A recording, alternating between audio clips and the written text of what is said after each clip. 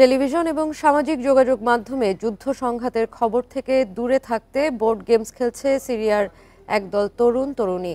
22 জন মিলে তৈরি করেছে বোর্ড গেম নাইটস টিম। এরই মধ্যে বাড়তে শুরু করেছে এই দলের সদস্য সংখ্যা।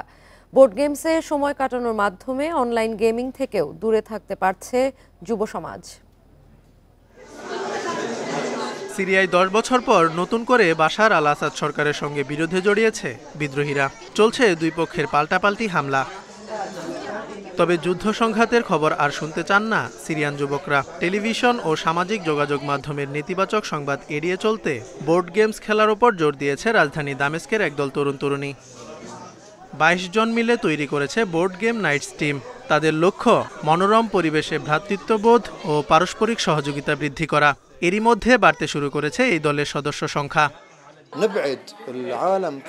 বোর্ড গেমস আমাদের মোবাইল, ল্যাপটপ এবং অন্যান্য ডিভাইস থেকে দূরে থাকতে সহায়তা করে। এর মাধ্যমে আমরা একত্রিত হওয়ার সুযোগ পাই।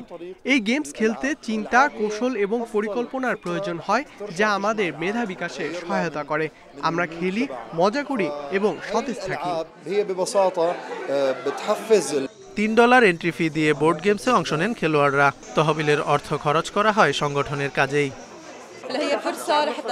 এই গেমস খেলার মাধ্যমে আমরা চারপাশের নেতিবাচক খবর, চাপ ও নানা সমস্যা থেকে দূরে থাকার সুযোগ পাই।